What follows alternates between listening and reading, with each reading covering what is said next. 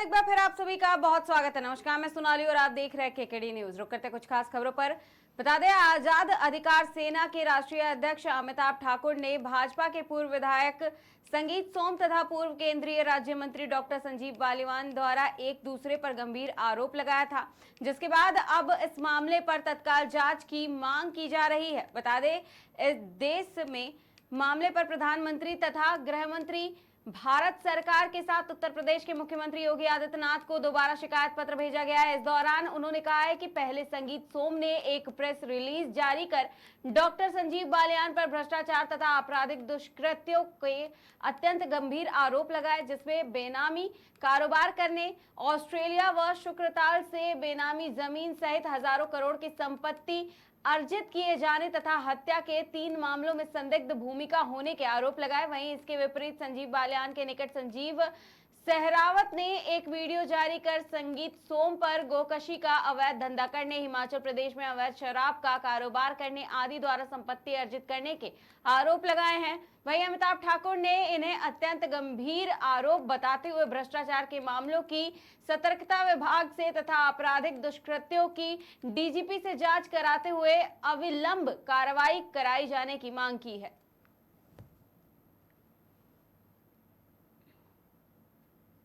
तरधना मेरठ के पूर्व विधायक संगीत सोम द्वारा पूर्व केंद्रीय मंत्री डॉक्टर संजीव बालियान पर लगाए गए आरोप अत्यंत ही गंभीर हैं, जिनमें घोर भ्रष्टाचार तथा मर्डर केसों में संलिप्तता के तथ्य कहे जा रहे हैं। आज़ाद अधिकार सेना ने इन समस्त तथ्यों को लिपिबद्ध करते हुए भारत के प्रधानमंत्री और गृह मंत्री के साथ उत्तर प्रदेश के मुख्यमंत्री से इन सभी आरोपों की उच्च स्तरीय जांच कराकर त्वरित कार्रवाई किए जाने की मांग की है। तरधना मेरठ के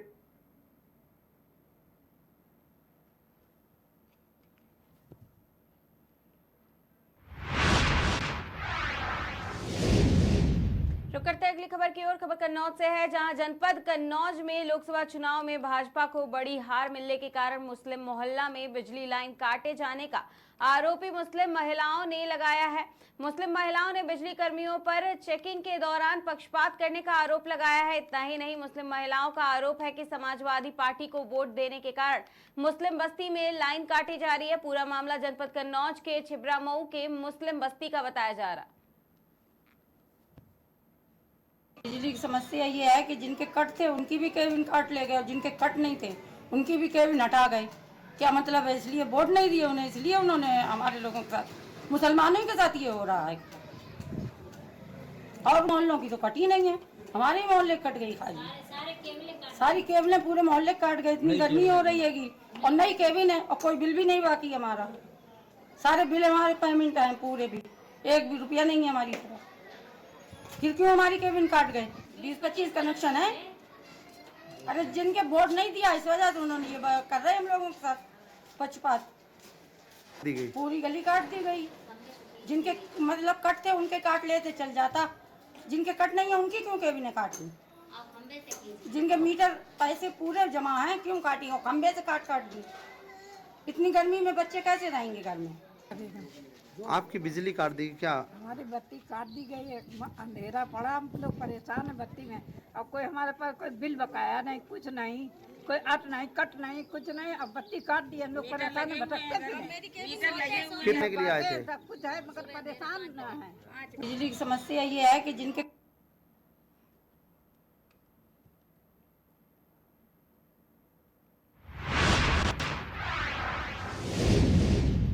रुक करते अगली खबर की ओर। कन्नौज लोकसभा चुनाव में भाजपा को मिली हार के बाद भाजपा नेताओं ने जनता की समस्याओं पर ध्यान देना शुरू कर दिया है। खासकर मंत्री असीम अरोड़ सहित जिले के तीनों विधायकों ने जनता की समस्याओं को लेकर अफसरों के साथ बैठकर समाधान की रणनीति बनाना शुरू कर दिया है। कलेक्ट्रेट परिसर में तीनों विधायकों सहित जनपद के सभी ब्लॉक प्रमुख, चेयरमैन और जिला पंचायत अध्यक्ष व सदस्यों के साथ भाजपा नेताओं ने बैठक की है। बैठक में बिजली कटौती को लेकर के भाजपा नेताओं ने अफसरों के साथ मंथन किया है। वहीं मंत्री असीम अरुण ने कहा है कि बिजली ध्रुवीकरण का काम जारी है, 1 हफ्ते में समस्या का समाधान हो जाएगा। भाजपा के लिए 2 माह से बिजली कटौती एक बड़ी समस्या बनी हुई है। वहीं चुनाव में जनसंपर्क के दौरान ग्रामीण इलाकों में भाजपा नेताओं को किसानों और जनता के विरोध का सामना भी करना पड़ा था। अब चुनाव आचार संहिता खत्म होते ही भाजपा नेताओं ने बिजली समस्या को लेकर अफसरों की क्लास लगाना शुरू कर दिया है। कन्नौज में बिजली की स्थिति को बेहतर बनाने के लिए, सिंचाई की व्यवस्था को और ठीक करने के लिए और आने वाली बारिश के मानसून के हिसाब से नाली सफाई अभियान, गड्ढे दूर करना, इसके ऊपर भी काम हो रहा है। इसकी आज मेरे द्वारा आदरणीय विधायक छिबरामऊ, आदरणीय विधायक तिरवा और जिलाधिकारी महोदय और सारे जनप्रतिनिधि, ब्लॉक प्रमुख, पंचायत, नगर पंचायत, नगर पालिका अध्यक्ष मिल करके समीक्षा कर रहे हैं, अधिकारियों के साथ समन्वय कर रहे हैं। क्योंकि मेरा हमेशा मानना रहा है कि जो निर्वाचित यानी इलेक्शन के द्वारा आए हुए पदाधिकारी हैं और अधिकारी जो कोई परीक्षा पास करके आए हैं, दोनों का मिल करके सामंजस्य के साथ काम करना जरूरी है। लेकिन जहां भी अभी समस्या है वो इस वजह से है क्योंकि अभी हमारे तार जर्जर हैं, ट्रांसफार्मर लोड नहीं ले पा रहे हैं और इसके लिए बहुत तेजी से काम हो रहा है। हमारे पास उपकरण भी पर्याप्त हैं। समीक्षा आज मैंने की है, मुझे विश्वास है कि 1 हफ्ते के अंदर हम लोग इसको बहुत अच्छा कर लेंगे। कन्नौज में बिजली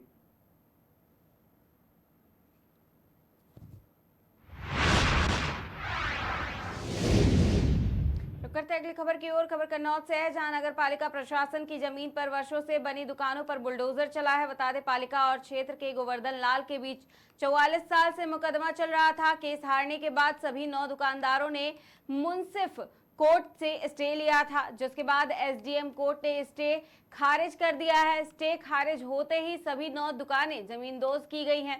वही कब्जेदार बोले, तानाशाही पर उतारू है चेयरमैन। उन्होंने कहा कि सालों से हम काबिज हैं तो जमीन पर पहला हक हमारा है। पूरे मामले में दुकानदार कर रहे हैं कोर्ट जाने की तैयारी। कन्नौज के गुरु सहायगंज नगर पालिका क्षेत्र का मामला बताया जा रहा। दुकानें टूटी ने वो ना बताया गया क्या हुआ, क्या नहीं, फिर मैंने अचानक आएंगे ये सीढ़ी बता क्या मामला चल रहा है। हमने टोरा कि भाई हमें आप दीजिए, पहले बता देना वो कुछ बताएंगे। क्या कोई मुकदमा करना चल रहा है इसमें? मुकदमा चल रहा क्या? हाँ, मुकदमा चल रहा है। अच्छा, कोई अधिकारी ने आश्वासन नहीं दिया? कोई आश्वासन नहीं, कुछ नहीं दिया। कोई बोलो कुछ तो जाना गया क्यों तोड़ी आ रही हो? जबरदस्ती बोलो जबरदस्ती 30 साल जबरदस्ती कर रहे हैं, जबरदस्ती हटा रहे हैं। नगर पालिका की है तो नगर पालिका की है तो हम लोगों को देना चाहिए कि दूसरे को देना चाहिए। लेकिन मामला चल रहा है सन 80 से और इसमें विरासत भी कर्ज है 4 लोगों के नाम। अब वो जबरदस्ती हटा रहे हैं। दुकानें टूटी ने वो ना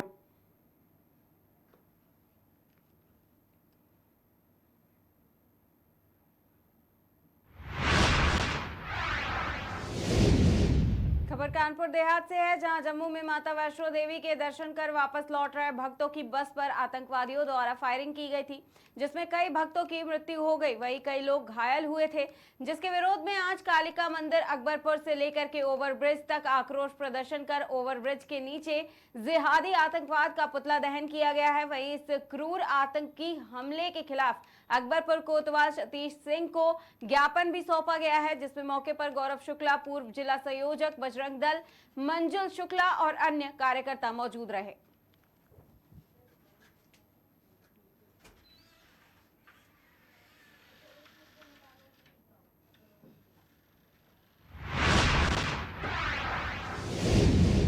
रुक करते हैं अगली खबर की ओर। खबर उत्तर प्रदेश के गाजियाबाद से है, जहां से बेहद शर्मसार करने वाला मामला सामने आया है। बता दें, यहां नवजात बच्चों के बारे में एक महिला यूट्यूबर ने बेहद आपत्तिजनक वीडियो बनाया है, जिसके बाद बवाल मच गया है, जिसे लोगों ने देखा तो कंटेंट को लेकर के आपत्ति भी जताई है। वहीं मामला पुलिस तक पहुंचा तो पुलिस ने शिकायत दर्ज कर एक्शन लिया है। बता दें, कुंवारी बेगम नाम की महिला के चैनल पर आपत्तिजनक कंटेंट के वीडियोस की भरमार लगी है।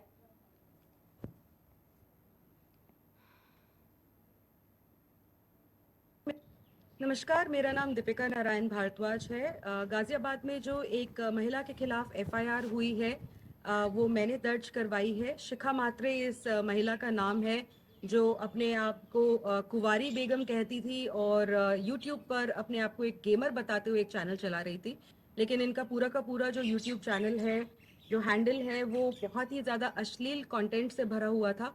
और इन्होंने एक वीडियो बनाई थी जिसमें ये नौजवान लड़कों को ये बता रही हैं कि वो छोटे बच्चों का कैसे रेप कर सकते हैं। ये जो एक्शन है जो गाजियाबाद पुलिस ने लिया है, वो उन सब लोगों के लिए एक लेसन होगा कि अगर आप इस तरह का अपराध करते हैं तो आपके खिलाफ कानूनी कार्यवाही हो सकती है। और मैं ये आशा करती हूँ कि गाजियाबाद पुलिस इस महिला के खिलाफ स्ट्रॉन्गेस्ट एक्शन लेगी और इस केस में एनसीपीसीआर ने भी इस केस का कॉग्निजेंस ले लिया है। आज दिनांक 13 जून 2024 को गाजियाबाद पुलिस कमिश्नरेट द्वारा सोशल मीडिया पर वायरल हो रहे एक वीडियो का संज्ञान लिया गया है, जिसमें एक महिला द्वारा लोगों को चाइल्ड अब्यूज़ के लिए उकसाने की घटना सामने आई है। इसके संबंध में थाना कौशाम्बी पर एक सोशल वर्कर द्वारा एक तहरीर प्रदान की गई है और जिसका तत्काल ही संज्ञान लेते हुए थाने पर उचित धाराओं में अभियोग पंजीकृत कराया गया है। वह जो महिला सोशल मीडिया पर इस प्रकार से चाइल्ड अब्यूज़ के लिए उकसा रही थी, उसे गिरफ्तार कर लिया गया है। उसके कब्जे से मोबाइल और लैपटॉप भी बरामद हुआ है और इसमें आगे की वैधानिक कार्रवाई की जा रही है। नमस्कार, मेरा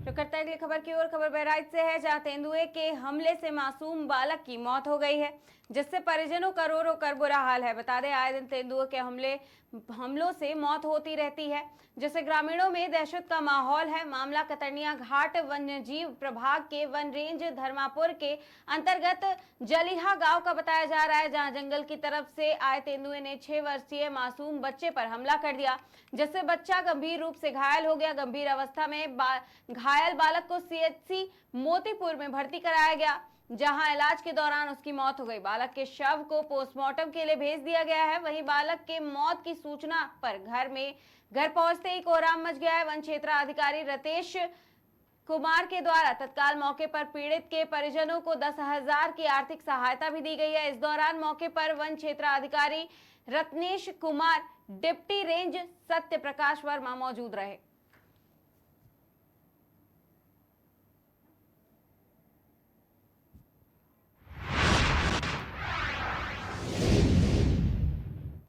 खबर गाजियाबाद से है, जहां पुलिस की तरफ से जिले में लगातार चेकिंग अभियान चला करके अपराधियों की धरपकड़ जारी है। वहीं इस क्रम में थाना शालीमार गार्डन पुलिस द्वारा डीएलएफ स्कूल के पास चेकिंग की जा रही थी कि तभी एक मोटरसाइकिल सवार व्यक्ति डीएलएफ स्कूल की तरफ से आता दिखाई दिया, जिसे रुकने का इशारा किया गया तो नहीं रुका और अपनी मोटरसाइकिल भगाने लगा। जिसके बाद शक होने पर पुलिस द्वारा पीछा किया गया तो पुलिस टीम पर जान से मारने की नीयत से फायर भी किया गया। पुलिस टीम द्वारा की गई जवाबी कार्रवाई में पुलिस पार्टी पर फायर कर रहा बदमाश घायल हो गया, जिसके बाद घायल बदमाश को उपचार के लिए अस्पताल भेज दिया गया। पुलिस ने बताया कि गिरफ्तार अभियुक्त सलमान उपरोक्त पर दिल्ली व गाजियाबाद में चोरी, लूट और आर्म्स एक्ट के लगभग 3 दर्जन मुकदमे दर्ज हैं। आज दिनांक 13 जून 2024 को चेकिंग के दौरान थाना शालीमार गार्डन पुलिस एवं एक बाइक सवार अभियुक्त के बीच में मुठभेड़ हुई है, जिसमें अभियुक्त को पैर में गोली लगी है।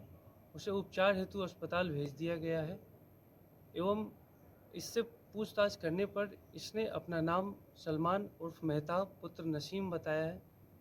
आपराधिक इतिहास खंगालने पर पता चला कि इसके ऊपर लूटपाट तथा अन्य जघन्य अपराधों के एनसीआर तथा आसपास के इलाकों में करीब 3 दर्जन से ज़्यादा मुकदमे दर्ज हैं। और भी पूछताछ करते हुए यह पता चला कि कुछ 15 दिवस पहले इसने थाना शालीमार गार्डन पुलिस क्षेत्र में ही एक मोबाइल लूट की घटना को भी अंजाम दिया था। और भी गहनता से पूछताछ करते हुए आवश्यक विधिक कार्यवाही अमल में लाई जाएगी। आज दिनांक 13 खबर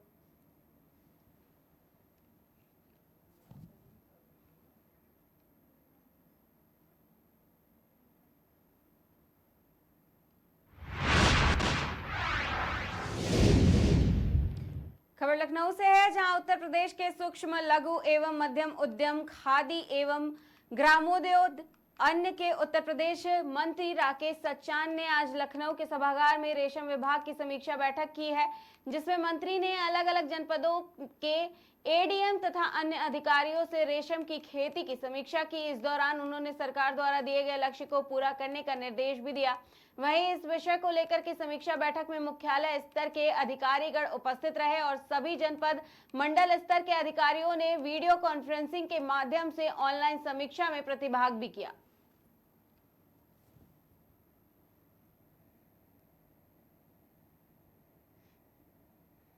एक पेड़ लगाओ पेड़ बचाओ का अभियान ये सरकार का चलता है। प्रतिवर्ष हम लोग 35 से 40 करोड़ पेड़ लगाते हैं। तो पेड़ लगाना एक विजन है और उससे बड़ी जरूरत है कि पेड़ बचाए कैसे। इसमें जब हम जन आंदोलन करके लोगों को जोड़ेंगे तभी पेड़ बचेंगे, क्योंकि हमारे डिपार्टमेंट को 14 लाख का लक्ष्य दिया सरकार ने। तो हम तो जो पेड़ लगाते हैं तो हमारा सब जगह फार्म हाउस है, या जो किसान को हम दे रहे हैं वो इससे जुड़ता है, तो वो भी इसको सुरक्षित करता है, पानी देता है, इसकी घास वास सब सफाई करता है, तो वो तैयार हो जाता है पेड़। कभी हमने पूछा तो आपने देखा कि किसी ने ये नहीं कहा 10-20% पेड़ भले वो न जीवित हो, नहीं तो जितना लक्ष्य था उतने लक्ष्य को हम लोग करते जा रहे हैं। और उसको हम अपनी पौध भी बनाते हैं, मतलब हमें ये नहीं कि हमें कोई वन विभाग पौध दे, हम अपने ही उस फार्म हाउस में पौध बना लेते हैं, उसी को हम सरकार के अनुरूप लगाते हैं। और किसानों को भी वृक्ष देते हैं। जो हमारा टसर का पेड़ है, जो जिसकी पत्ती रेशम का कीड़ा खाता है, वही अब वैरायटी हम लोग लगाते हैं, जिससे कि हमारा उत्पादन भी बढ़े और उसकी जो ज़रूरत है कीड़े को आहार की, वो आहार भी उसको बने, जिससे ज़्यादा से ज़्यादा। 2-3 सालों से बागवानी लगाएंगे, स्वयं वो करेंगे, तो आपको लगेगा कि आपको रेशम की खेती से फायदा हो रहा है, तो आप निश्चित तौर पे जुड़ेंगे। तो हमें इस अभियान पे हम लोगों ने, हमारी चर्चा भी हुई अधिकारियों, तो इस पर हम लोग इस अभियान से ज़्यादा हम किसानों को जोड़ रहे हैं। और वो प्रशिक्षित, चूँकि हमारा प्रशिक्षण केंद्र भी है मिर्ज़ापुर में, हम वहाँ जितने भी किसान हैं उनका वहाँ प्रशिक्षण भी देते हैं। और उनको जय दिन वो रहते हैं तो वहाँ उनको खाना पीना और प्रशिक्षण दे करके लौटाते हैं। जो हमारे लोग प्रशिक्षण देते हैं कि किस तरह से, क्योंकि रेशम का कीड़ा ये ऐसी फसल नहीं कि हमने बीज बोया और उससे फसल काट ली, और रेशम का कीड़ा ही जो है वो रेशम बनाता है। उसको जिंदा रहेगा वो अपने आप, जब वो पूरी तरह से रेशम को बनाएगा तो तभी जब वो जिंदा रहेगा। एक